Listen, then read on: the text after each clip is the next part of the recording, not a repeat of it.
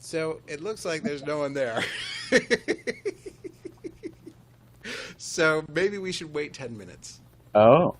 Because at least what I'm seeing, we're broadcasting now. So hello, if I'm wrong. Everyone can see. What was that, Jamie? Oh, just we are live on Facebook. Right Exactly, Oh, yeah. exactly so. And hey, there's some people there. You're Okay. jumping in. Yeah. Should we wait 3 minutes? No? Do your explanation. I think Okay, you're I'm going to do coming my in. explanation. I'm going to do that. Hey, everybody. Hey, everybody. Hey. Okay, there are people logging in all over the place. I was worried when I went on at 8, there was no one there. So, hello, I'm Ben Arthur. This is a live songwriter performance.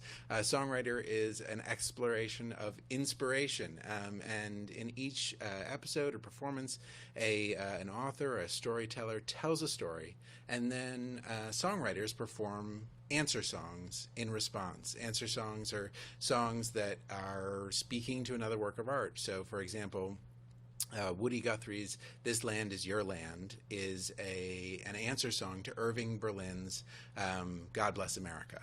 Another answer song that leaps to mind, "Sweet Home Alabama," was an answer song to Neil Young's "Southern Man." In fact, if you listen carefully in one of the channels, you can hear them actually singing a little bit of "Southern Man" during "Sweet Home Alabama." They were huge Neil Young fans. So Nicki Minaj, "Anaconda," was an answer song to Sir Mix-a-Lot's "Baby Got Back," and I think actually sampled it as well. So this is just a sort of curated version of the same thing. So tonight what you're going to see is an author, Odie Lindsay, reading from his new book, Some Go Home. And then you're going to hear me and Mary Gaucher playing songs, brand new songs that we've written in response to Odie's work.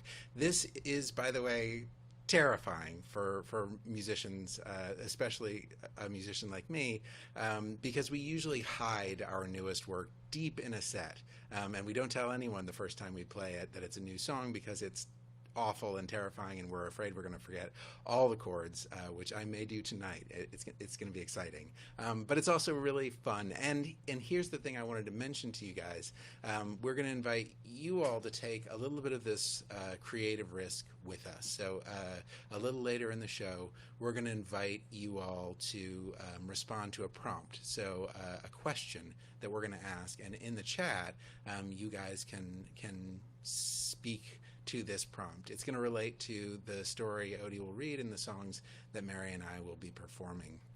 And that way you can take part in the risk and put yourselves out there. And the person who amuses Mary and Odie the most will get a copy of Some Go Home for their very own, a prize for tonight. And I also need to thank some folks who made this possible, LMCC and UMES. I need to read a statement. Songwriters made possible in part with public funds from creative engagement supported by the New York City Department of Cultural Affairs in partnership with the City Council and the New York State Council on the Arts, with the support of Governor Cuomo and administered by LMCC. Songwriter is also made possible in part with funding from the Upper Manhattan Empowerment Zone Development Corporation and administered by LMCC. UMES enhances the economic vitality of all communities in Manhattan, like where I am right now, through job creation, corporate alliances, strategic investment, and small business assistance. And LMCC serves, connects, and makes space for artists and communities. What that means is that they provide support to pay artists like Mary Gaucher and Odie Lindsay and even me. However, if you all want to pitch in yourselves, you can Venmo at Ben Arthur for your ticket, or you can PayPal benarthurmail@gmail.com.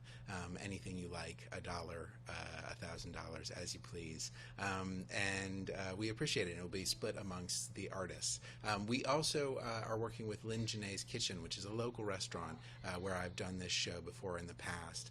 They have great healthy food, and you all in Harlem should order from Lingene's Kitchen some takeout tonight. Anyway, so in order to introduce the idea of answer songs, I'm going to play one that I've written. This is a song called Pieces of Me, and it was written in response to a story from one of the folks that was on the podcast this season.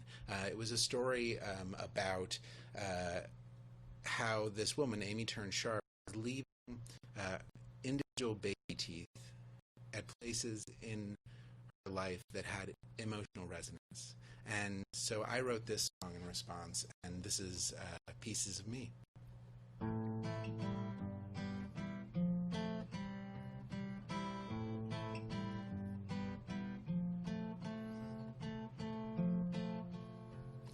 I buried a tooth in the side yard of the red rental house where we lived.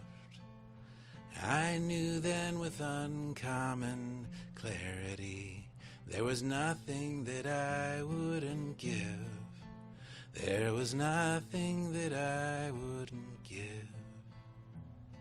Pieces of me over land, over sea, I can tell that I look quite unwell. I stagger and list quite unfortunately. Losing you, I lost myself.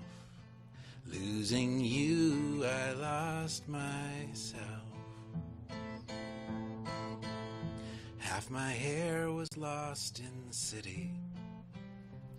Our years there went by like a dream, like hearts and stone at atomic scale.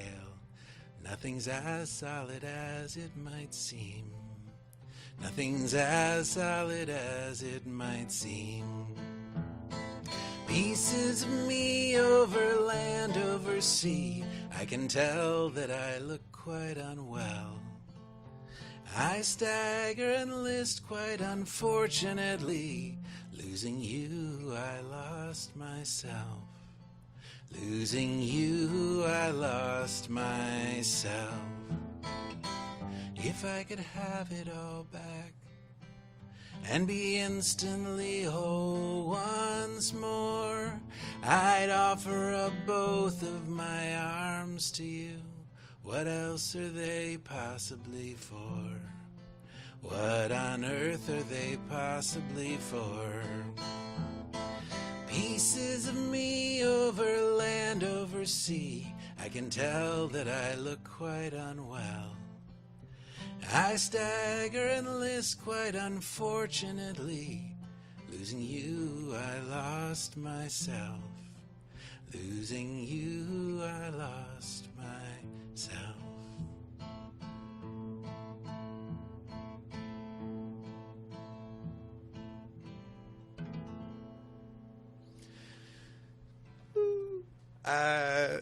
That was Pieces of Me, an answer song. And right now we're going to start the show with Odie Lindsay. Odie is a professor at Vanderbilt, and he is a veteran, and he is also an author. He has a previous book of short stories, but we're going to be talking about Some Go Home, a brand new novel that he has just put out.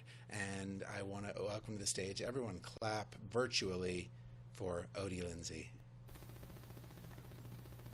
Thanks, Ben. And I'm thrilled to be with you. I'm sitting here sort of in awe of your work. That was fantastic. I love the episode. I love that story. I love what you're doing. I'm so grateful to be with you. I think right now the idea of your energy and your creative engine and broadening this community, there's nothing more I think that we can do other than sort of be artists and give and share and take. And so thank you. Thanks for being here. What a joy. Yeah, this is a real gift to me, and with Mary, I really can't wait to hear her as well. And a side note, I'm long before I was a fiction writer, I was a musician. I grew up in Texas in the '70s, and so songwriting was sort of this present thing. It stuck with me. Obviously, I'm here in Nashville, and so As you can already tell, 30 seconds in, I'm not concise or economical enough to do it. I have a guitar. I write songs for my characters. I write them singing songs, and the songs are, 47 minutes long, which is why I also so appreciate the craft. Well, thank you for being a part of this. Are you good to take over? Yeah, man, I'm going to read a little bit and then I'm introduce going to excuse myself. Have a good one. Wonderful. Thank you. So, so I'm also grateful for everyone that's out here. I want to read a little bit from my novel. It's called Some Go Home. And I can say about it that it's a novel really about place. I kind of picture it somewhat as a mural of sorts, and that is that we could see a bunch of different pieces and the way that they come together. And in this case, I often wanted to consider the impact of place on a person, on a community, on families. And I often write about veterans issues. I often write about the South, and in particular, my short story collection, which is called We Come to Our Senses. And then into this asks about who we are, how we got here, and what our relationship is to place. I'll read here in a second, but just a little bit about it. It is about several families in a fictional North Mississippi town, and they're all bound to one traumatic event, and that's a civil rights era murder. And so the book looks at how that trauma has impacted everyone, and each character is sort of hurting. Each character is related to this trauma in different ways. Some of them react as if it never happened. Some of them want to narrativize as if it never existed. Some of them want to destroy any representation of it. Others don't get a voice at all. But the person I'll focus on here is somebody from my story collection. Her name is Colleen, young Iraq War veteran. The novel takes place in the 2010s. And in the story collection, she came back to Pitchland, Mississippi, and didn't know sort of how to plug in. As many of us had, many of us have had that experience, but I hope that hers is sort of unique. So I wanted to pick up right where the story left off in the last one. She's racing around in a car, ran it into a cornfield, got in a wreck, and I'll read just a few snippets. I hope that'll give you an idea of what her situation is. Opening up from the middle of the book, here's Colleen. Colleen came to at daybreak in the driver's seat. One eye was swollen shut, and her jaw thrummed from being struck. A swarm of pain amassed around the exposed nerves of her bottom teeth that had punctured her lower lip before chipping off against the steering wheel. This was in the time before Derby, her husband, but just after the war. The sunlight was gentle through the haze of humidity.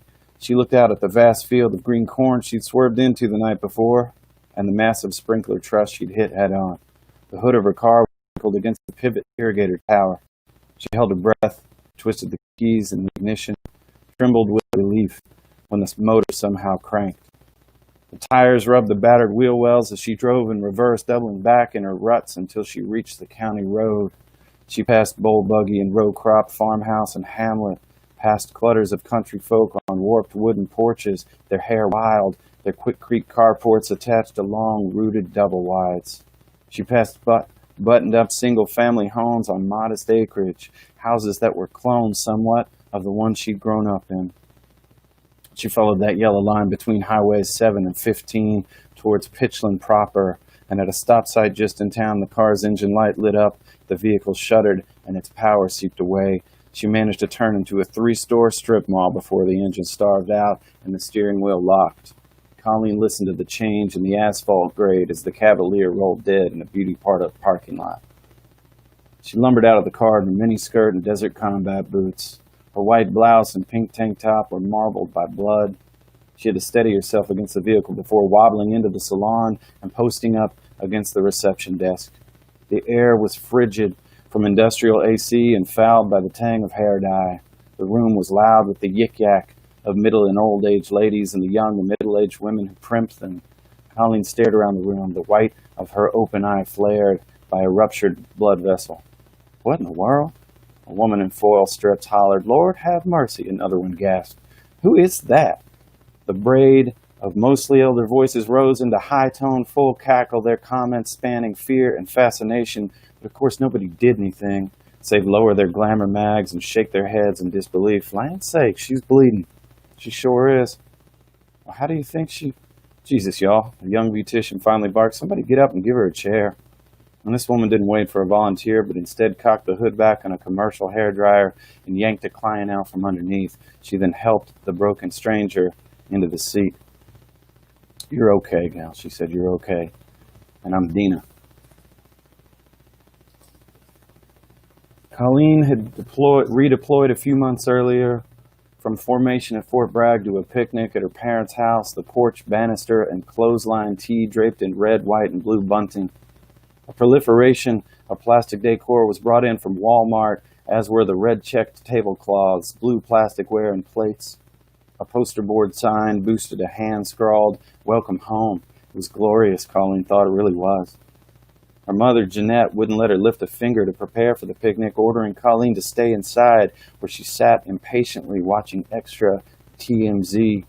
Her friends and former co-workers had been invited, as had her mother's friends and her father's cohort, the latter mostly clad in coveralls with brass buckles and work boots and net-backed ball caps. A hunk of the church group was on hand to rejoice. Card tables on the lawn showcased a brigade of ceramic and Tupperware potluck. A large cooler was full of Miller Lite, Milo's tea, and Coca-Cola, and a Boston cream pie seemed to sigh from the heat. When at last Colleen ventured outside, people hugged her and shook her hand. They asked her how it had been, and she said, "Not too bad." And they smiled and they nodded and they thanked God. Their enriched hamburger buns stuffed with the pulled pork that her father, Bryce, had spent all night tending. "So glad to have you home," folks said, and they meant it. They then moved on to speak of Sunday school or stormcasts or to swap pitchland gossip. Colleen did her best to be thankful for the fact that the things had carried on without her. She told herself this was a good thing, that she didn't need them to have needed her, and that wanting them to have needed her was not only unrealistic, but selfish. As the picnic wore on, she tamped down all that needing, that wanting, and she instead smiled and answered questions about her well-being and her plans. And ultimately, it was the clothes that unspooled her. The women at the picnic wore jeans whose back pockets featured button-down flaps with elaborate stitching. Silver thread loops and jags drew great attention to their asses. They were so odd and luxurious, these asses, these jeans, and Colleen wondered where on earth people had moved, how on earth people had moved to wear such embellishments. She was curious as to how folks had come to envy the flashiness of the gesture, the frivolity of it during a time of deployment and devastation. Only a hiccup of culture had transpired without her, but those jean pockets, after she noticed them, she noticed that the women's hair was shorter, more angular. From there, it hit her like a slap. She didn't know the songs on the radio, the new sitcoms or celebs, the gossip, the recently deceased, or somehow even those living in the spotlight. She was being lauded as exceptional, plated up as a hero with a heaping side of sacrifice, though not even a crumb of disposable culture had paused to mark her or their absence. She blushed when the picnic guests toasted her service, struck down beer after beer, eating neither pig nor pie, though patting her belly whenever Bryce looked in her direction. She drank and she grinned until the visitors peeled off to better parties, or to relieve sitters at over the next morning's Sunday school lesson. When the event was over, only head and hooves left on a grate. Colleen started to help clean up and was again banished by Jeanette. She grabbed a couple more beers and walked into her old bedroom, stretched out on her bed, turned on the television, and shot the remote again. And over weeks, over months, the beers became a rope for Colleen. That is, they were utility versus celebratory, pulling her from one place to the next. At just about every joint in town, a new Miller hit the bar top before the swill of the last passed her lips. And the barkeeps knew she was good for a tab, most nights anyway. And even if she wasn't the dude hovering around her would-be roughneck, frat boy, country clubber to queen, for Colleen, they too were utility. Unlike her benign allegiance to alcohol, the powder became the cause. It was not snorted, not shot, not even snow-capped on a weed bowl, not plugged. Nah, for Colleen, it was all about the way stuff glazed her teeth, the way the burn of it coated her cracked enamel, shoving the pain down her throat to make way for numbness. She couldn't tell if she was truly high or not. At least she liked to tell herself she couldn't tell. Instead, she focused only on the quasi-clinical process, rub powder over broken teeth, harbor pain, swallow pain, repeat, call Sarge and ask for more, or find someone who'd already found Sarge and ask that person for more, repeat. She could take or leave the meth or weed, but the singe of that exposed dental root, she grew desperate for the combat of pain versus powder. At times it seemed to be the only marker of her existence. She wore fatigue pants and tank tops. Her hair was now shorn to a buzz, and her dog tags hung backwards. The bead chain cutting into her trachea, her under eyes were purple. The bartenders knew her well enough to serve her without a smile, but they forgave her shitty tips because she was a hero, and despite efforts to the contrary, real good looking. She showed up, stayed all night, drank, snuck in and out of the men's room, and rubbed powder on her gums with her gun finger. The regulars toasted her service, and they waited for her to die in a back road. Hadn't happened yet, but it would, they knew. One way or the other. Whether she was walking or driving or riding with some drunk, there was zero doubt about it. That girl was a ghost to be. But in these bars, Colleen knew everything that would unfold, night after night. She appreciated the non-threatening uniformity of it all. From there, we get the idea she's kind of failing. She's failing at being back. She's failing at getting a job. She's failing at being a drug addict. She's failing at being a drunk. But a group of friends from that beauty parlor and some other people convinced her that maybe she should try to buy back in. And in Pitchland, Mississippi, if you're a combat veteran female, there's not a whole lot of avenues necessarily that may be open to you, but there are some that are established. And so I won't read too much more, but I'm going to give you a little bit of where Colleen does try to go in order to buy in order to, she thinks, run away from her trauma, move past it. The summer sun slapped her, belted her, bronzed her, blazed. She was bloated. She was on a period and felt like a bloated maraschino under a cafeteria lamp, a buffed up pickled cherry atop a box pudding pie. The Corvette she rode in on, a 67 convertible 427 cubic with rally red paint, didn't have a back seat. So Colleen's ass was plopped on the metal of the trunk, her high heels dimpling a folded dish towel on shotgun seat leather. It was oven hot June, her pantyhose constricted, and the sash sawed at her neck. There were American flags of various sizes in hands and on lamp posts and picketed into the ground. Colleen waved at the crowd, and they all waved back, lap after lap. The vet cruised around town square, the aroma of cotton candy and hot funnel cake wafting. Her dress was short and shiny, made of spangles, felt shrink-wrapped. Laps and laps around the courthouse square, past strawberry kiosks and strawberry hats and white paper plates of real strawberries, dolloped with Cool Whip. The banner above was the same from years past, proclaiming the annual Strawberry Festival. Colleen had no idea if they even grew strawberries on a commercial level in Pitchland, Mississippi, but she was positive that those berries had come from somewhere else, given that nobody's garden ever produced any after April. There were Mexicans in town now, maybe not Mexicans, but Colleen believed them to be Mexicans. Their children spoke with redneck accents. They were nice enough folks. Save for the church or the store, they pretty much kept to themselves. Though here they loitered in groups at the edge of the crowd. Round and round they came, in jean shorts and T-shirts with their own American flags. And whenever the car idled, the hot exhaust caked up in the still air. The driver had got to keep that vet moving, Colleen thought. Crawling, he has got to keep up the breeze. She circled the white-pillared courthouse at the center of the square. Folks were gathered by the Confederate statue, the white marble soldier who stood at attention with rifle facing south. She had seen him all her life. They all had. Colleen figured she won the pageant because she was a veteran. She hated that she was a veteran. She was proud and guilty and confused by being a veteran. She so wanted these folks to understand what it was like, and yet knowing they never would, and that maybe she never would, she wished that she had signed up to extend her tour, had at least re-upped to Germany or Korea or anywhere else forever. A veteran, a Southerner, a woman, high school grad, a number of things, and now the Strawberry Maiden of Pitchland, Mississippi. I appreciate everybody hanging with me. I'm taking us to page one for about another minute and a half, and then I'm thrilled to introduce Mary Gaucher. We saw a little bit of a throwback of Colleen coming home to her small town and trying to buy in. And what she realizes, and what maybe a lot of us realize, and what I think we're kind of realizing in-house and home and country, is that you can't just run away from trauma. You can't run away. You got to turn around and deal with it. So this is Colleen. She's invested now. She's got a 30-year mortgage and a few acres. She's married to a really cool guy. She's feeling everything that everybody's told her she needs to feel in order to be secure. But here's page one. Colleen drove home from the Memphis VA hospital, classified as pregnant. She headed southeast for an hour, interstate to state highway, county road onto packed dirt drive, and into her attached double carport. She went in the house, flopped on the bed, and turned on daytime television, lit a Misty, and nibbled her bottom lip between drags. She was in love with the idea of having conceived during a recent tornado, a symphony of violence marked by cracked pines and tail clouds and the pop of the roadside transformer and concussive blue-white light.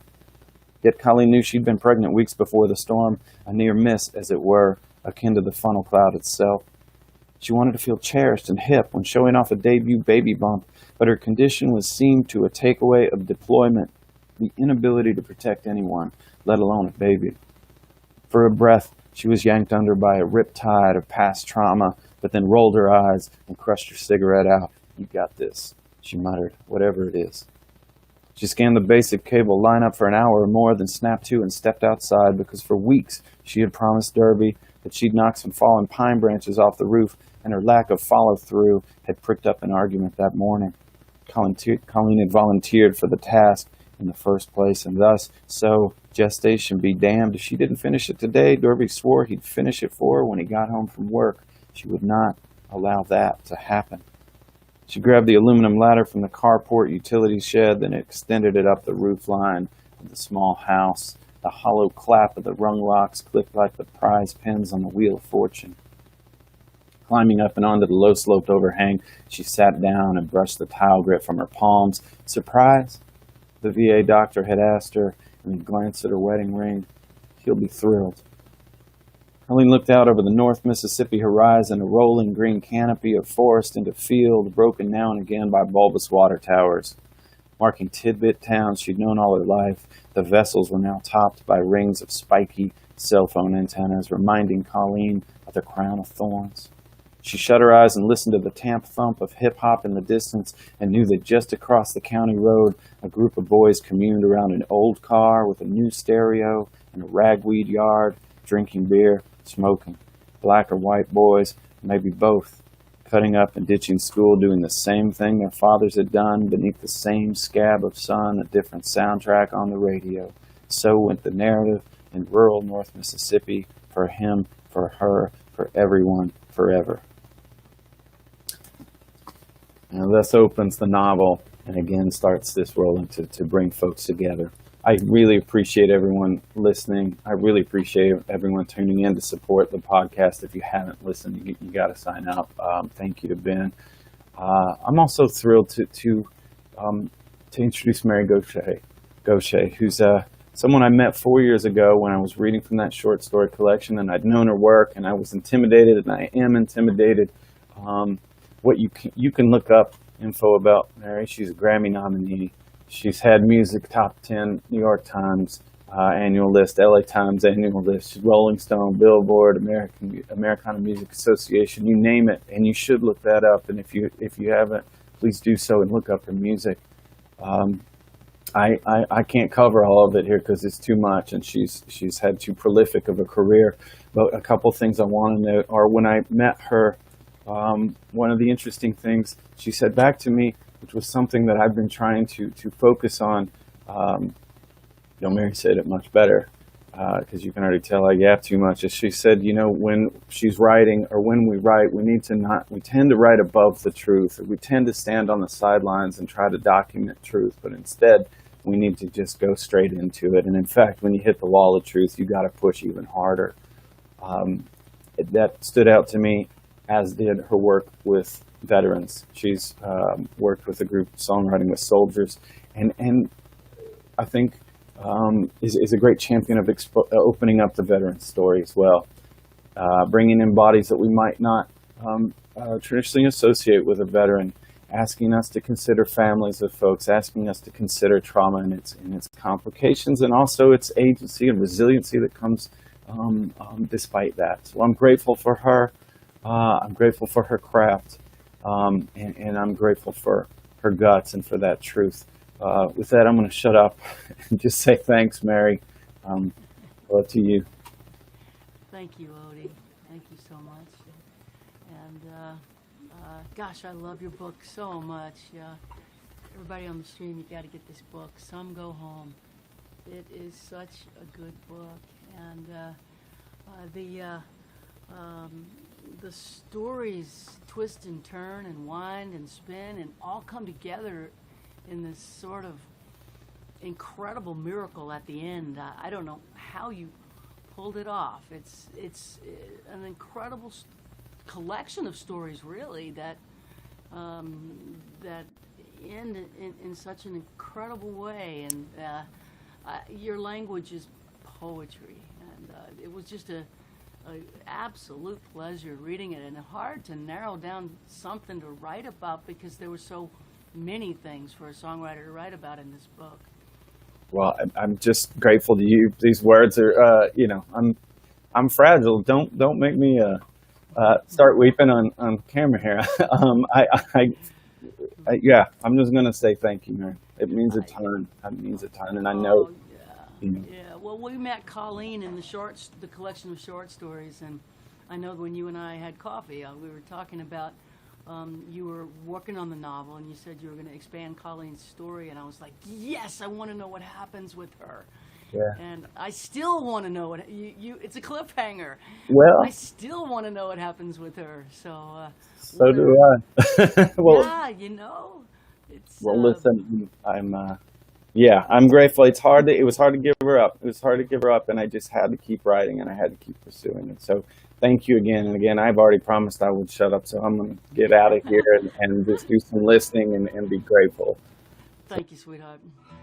So I'm going to play a song with Jamie Harris is here with me. This is a song that came from co-writing with a female veteran who was a combat veteran, who was a combat pilot.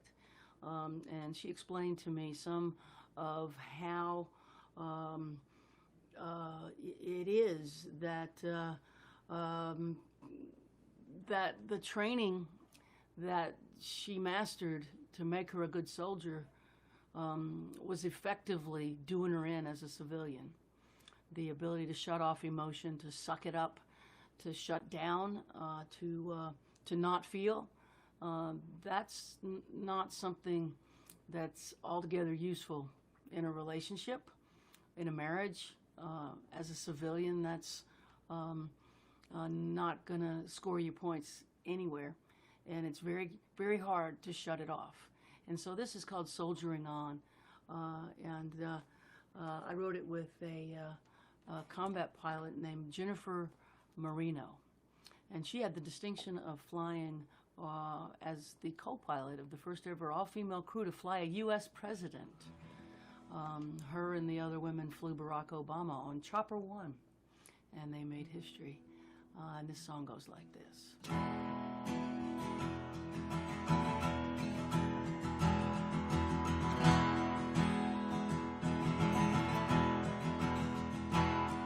I was bound to something bigger, more important than a single human life. I wore my uniform with honor. My service was not a sacrifice.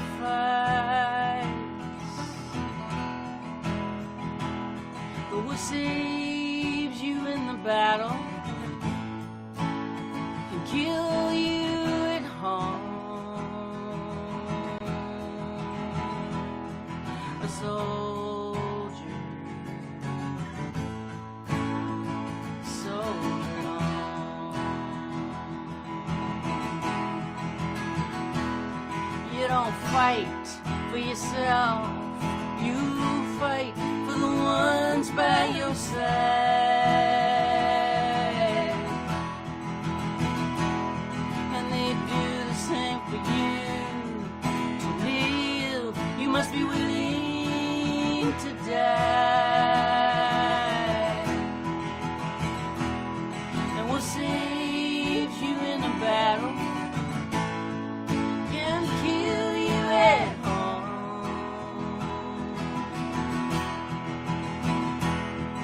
So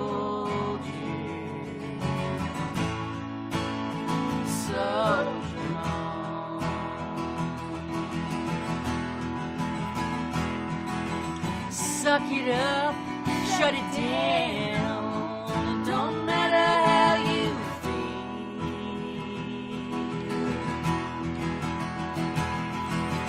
Mission first, just drive on. A soldier is a cog inside a wheel.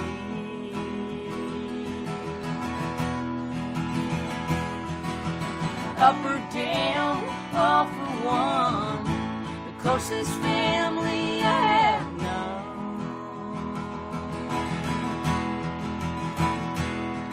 A soldier, soldier.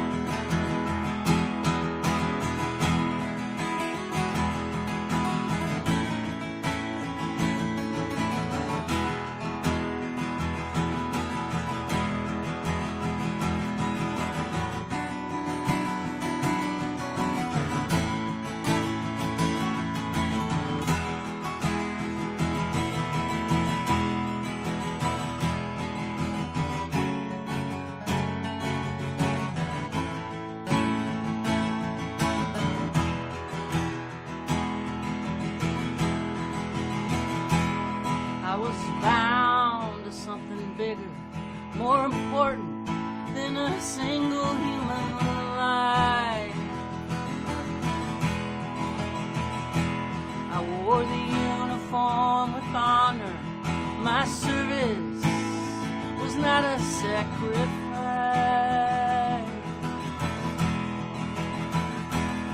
It will save you in the battle.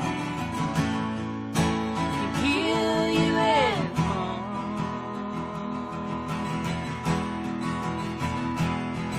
A soldier, soldier on.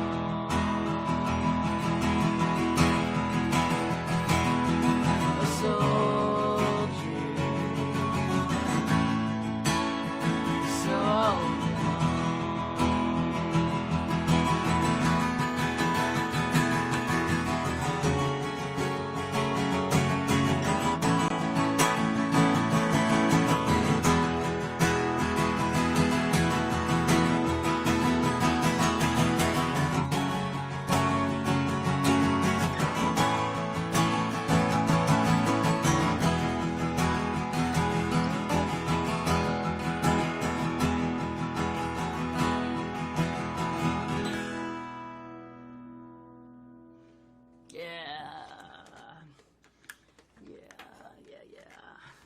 Again,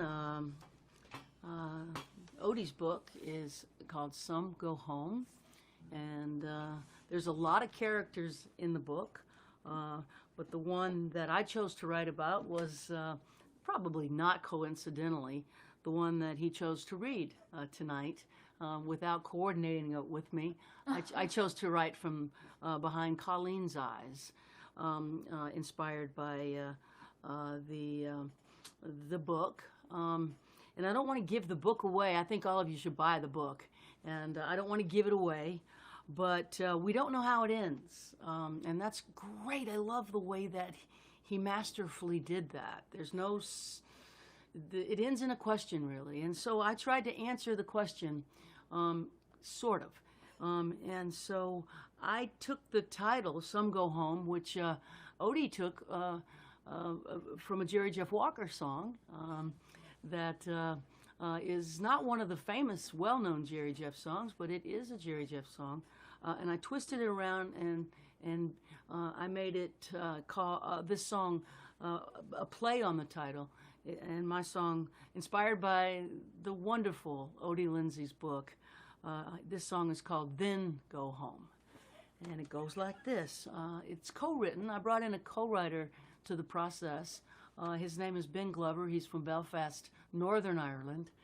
We worked on this really hard, and I'm proud of it. And I hope it does your book proud, Odie, because, boy, you deserve the best with this thing. This is Incredible novel. I can't believe it's your first novel. If I didn't love you so much, I'd hate you. It's absolutely epic. All right, here we go.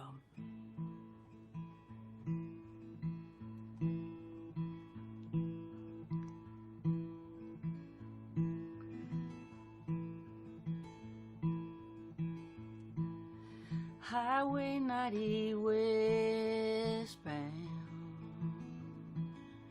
in the falling dark. I'm rolling past cornfields, catfish farms and swamps. In the Pascagoula sunset, a longing's breaking through. I don't know why I'm always leaving. I don't know why I left you. Won't you meet me in the meadow? We can look up at the stars, lean into the wind, dream again, find out who we are. Won't you meet me in the meadow? No more alone. Let's lay down in the grass till the feelings pass, then go home.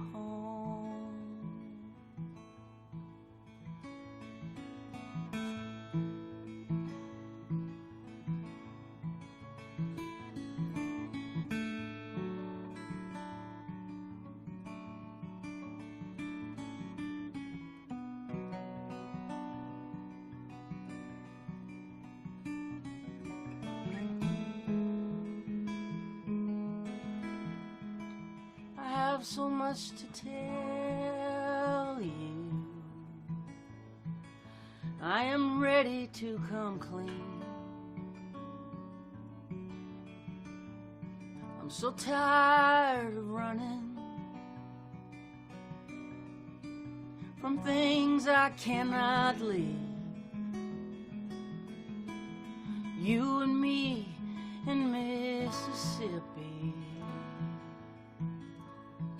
battered, beautiful, and scarred, in need of forgiveness and the awful grace of God. Won't you meet me in the meadow? We can look up at the stars, lean into the wind, dream again, find out who we are. Won't you meet me in the meadow? No more alone. Let's lay down in the grass till the feelings pass, then go home. Let's lay down in the grass till the feelings pass, then go home.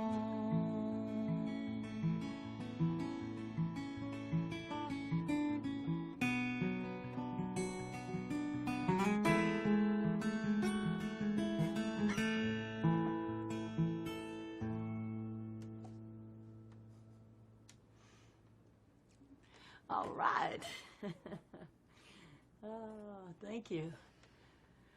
I suppose something's next. Hello. Uh-oh. That was so beautiful. Thank you so much, both of you. Thank you. And Jamie, I love this If I knew- piece too. Thank you. Thank you. It's gorgeous. Yeah, if I knew how to chat, I would have sent you a private chat, Ben, to say, don't bring me back yet, because I'm sitting here kind of overwhelmed. Thank you. Don't cry, Mary. Odie. It's okay. I'll ask Mary a first question then if you're verklempt. Do you need a second? Mm. Yeah? Okay. Yeah, please ask me a question. Yeah. So Mary, you and I have spoken about suffering and how at times the worst, most traumatic moments can be the birthing pains of our best selves. And you had a particular story that leapt to mind when we were talking about that.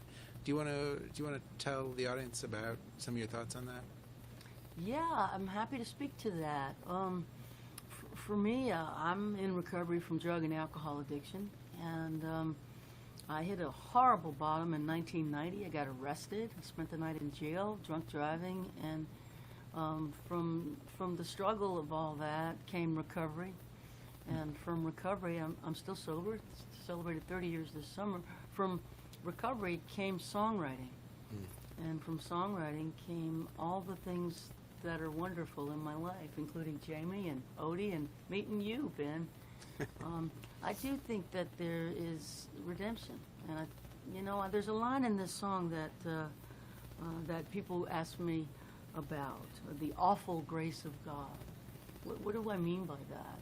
I actually was hiking on the trail at Warner Park, listening to great speeches in American history, a John Meacham production. And boy, is he good on mic. Gosh, he's a great podcast dude and a wonderful historian.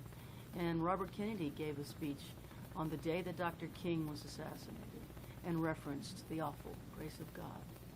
And I think what he is referencing is a saying by an ancient Greek philosopher.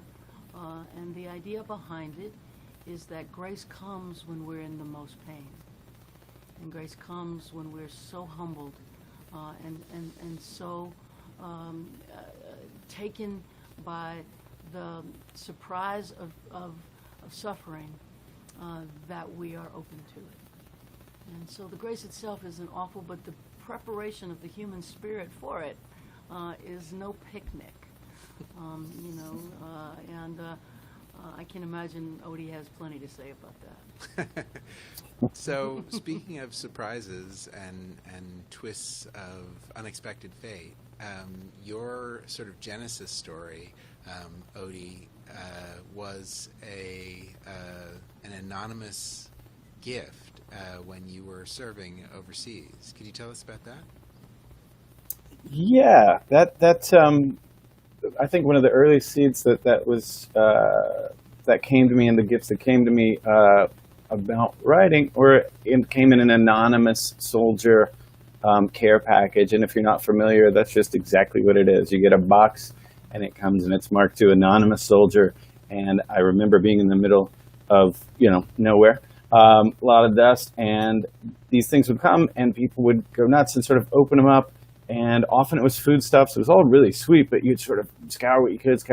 And there was one day that came in, and someone had opened it, but not, or like looked at it or lifted it, but they could tell what it was. And so it stayed there. And I ended up peeling it back, and it was a box of Kurt Vonnegut books. It was all of these Kurt Vonnegut books. And up until that time, I did my best to not go to school, let alone read if often.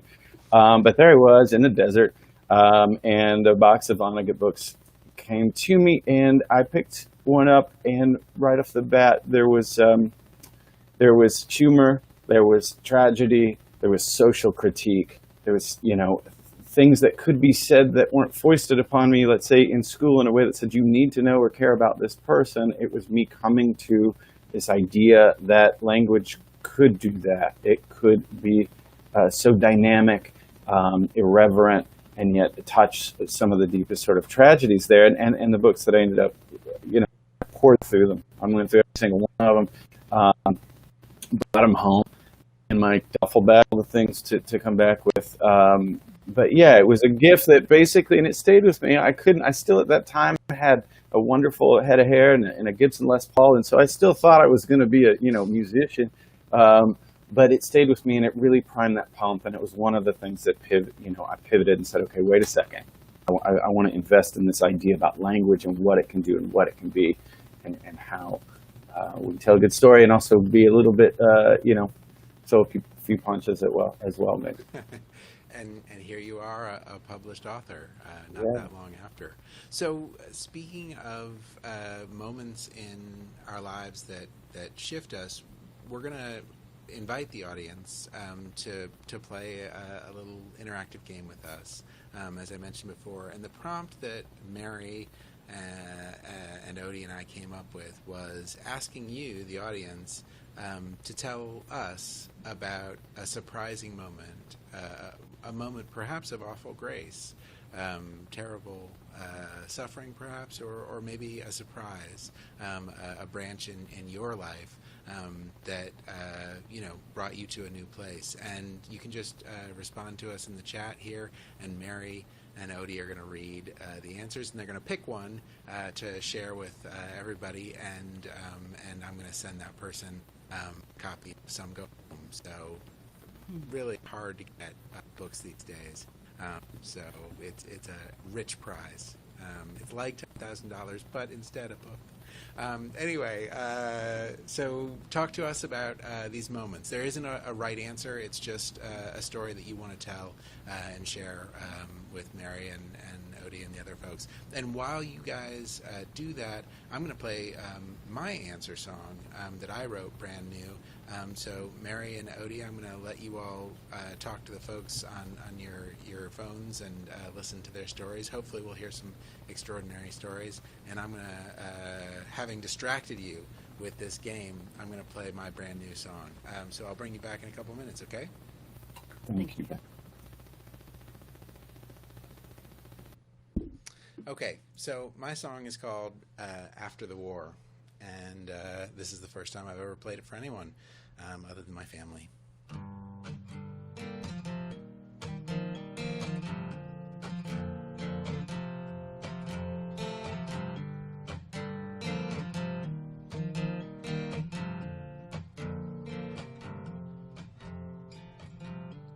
The dead resist burial. What isn't let go remains.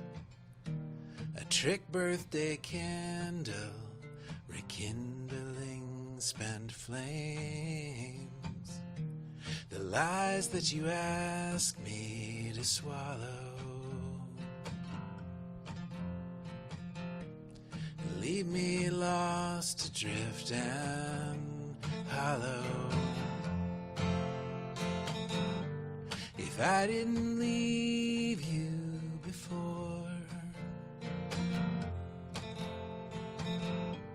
how can I leave you now after the war?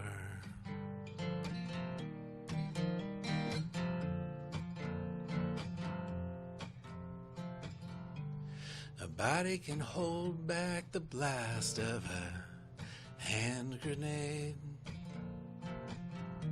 can absorb bitter poison into the bloodstream.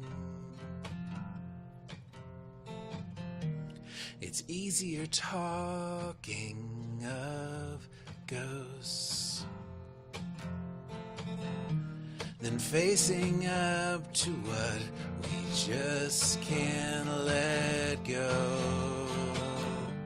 If I didn't leave you before, how can I leave you now after the war? If I didn't leave you before, after the war, how can I leave you now after the war?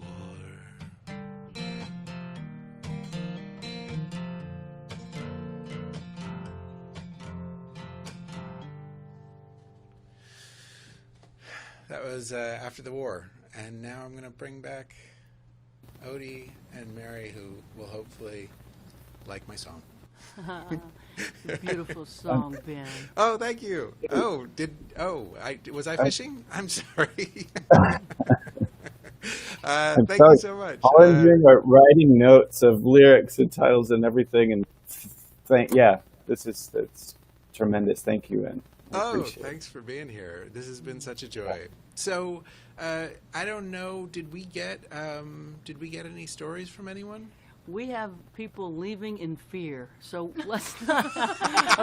Apparently, I asked too much. So I think we should award the book to our friend and big music supporter, and we all really appreciate what she does for musicians and the arts. The great David Olney was managed by her for many, many years.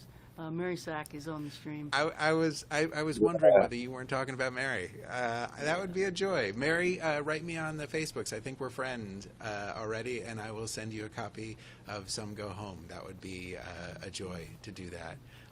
So we're going to get some last songs from you, Mary. But before that, I wanted to thank you both for taking part in this crazy, weird art experiment, and for all of you audience folks for tuning in, and to UMES and LMCC for supporting, and American Songwriter Magazine for letting us put out our video about it. And I also wanted to say, folks should check out that Songwriter podcast. You can get it wherever you get podcasts. And I should also say, the next show will be with Cheryl Strayed and Maya Sharp. You probably know Maya, right, Mary? Oh, yeah. That's going to be October 25th. What were you saying? I'm sorry. She's been one of the songwriters with Songwriting with Soldiers. She's got a so great lovely. Story. And wonderful. Cheryl Strayed is going to read 2 letters from Dear Sugar, so that'll be a lot of fun. Awesome is that? I'm pretty excited. Was there anything anyone else wanted to say before we turn it over to Mary for these last songs or songs? I'm gonna not, now that I'm not gonna weep, I'm just gonna, praise y'all. I just want to say thank you so much for your craft, and Mary, for thinking of me for this, Ben, for making this happen in this culture. And I also wanted to say thanks to Ben Glover, who I haven't met, and thanks to Jamie Harris, whose work I'm getting to know. So making this community, making craft and sharing. There's nothing, in the absence of having careers where we don't have to pay taxes, I think this is really an extraordinary thing. Making work and sharing work and building communities. What are you referring to, Odie? I don't know. Was there a tax-related thing that came up today? I'm in the wrong vocation, man. But I do appreciate you guys and love you, and thanks so much because I've got a full Thanks heart. for your beautiful book and for taking part. It was such a joy. And Mary, what an honor to spend some time with you all. And I'm looking forward to getting the podcast out next season. What a pleasure. And Jamie, thank you for all of your technical help and for the beautiful, beautiful music that you're making over there. It's just lovely. Thank you, Ben, for putting this together and including us. We're happy to be an alum. What a joy. All right, I'm going to get out of here. All Odie, right. I'm going to get you out of here too. And Mary, you take us out, and you do as much or as little as you feel like. Thank you again. Thank you. I'm going to play a single song and call it a night. Beautiful. We are going to leave you with thoughts of love and mercy. It's called Mercy Now.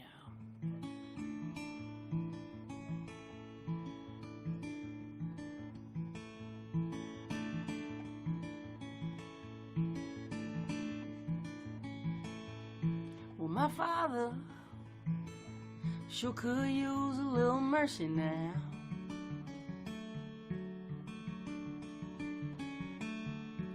The fruits of his labor falling right slowly on the ground.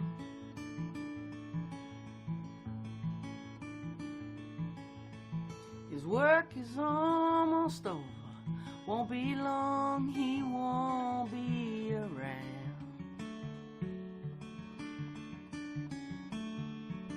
I love my father. He could use some mercy now.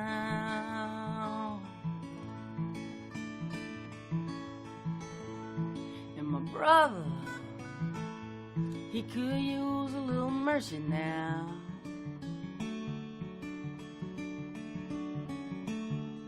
He's a stranger to freedom, shackled to his fear and doubt.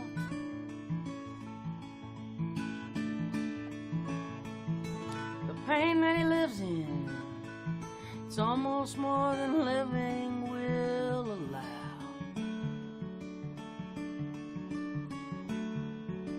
I love my brother.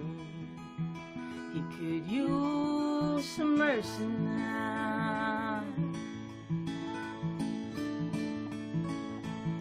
My church and my country, they could use a little mercy now.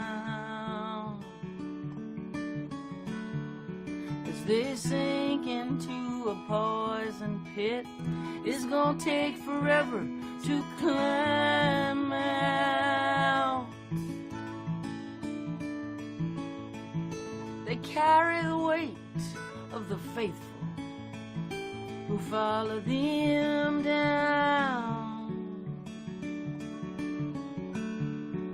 I love my church and country. They could use some mercy now.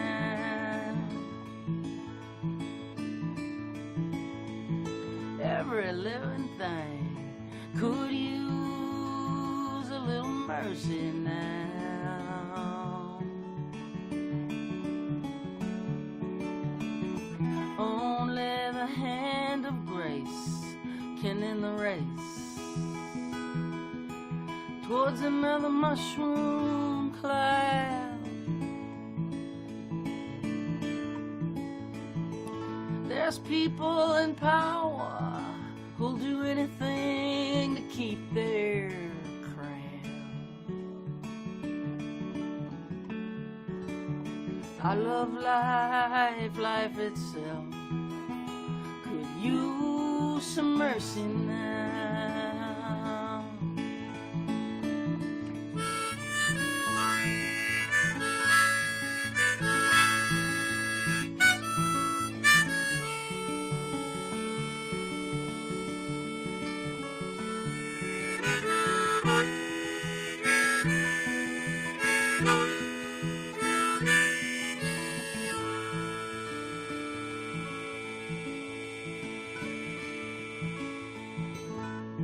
Yeah, we all could use a little mercy now.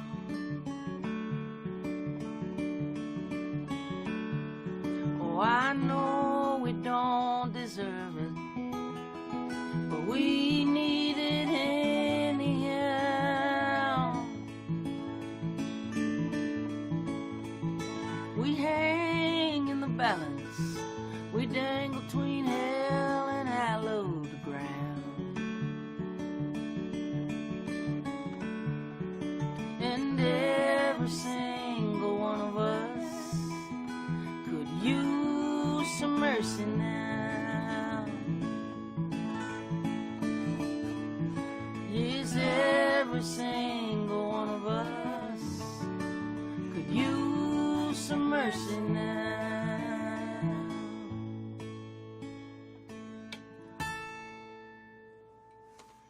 Thanks for tuning in, everybody.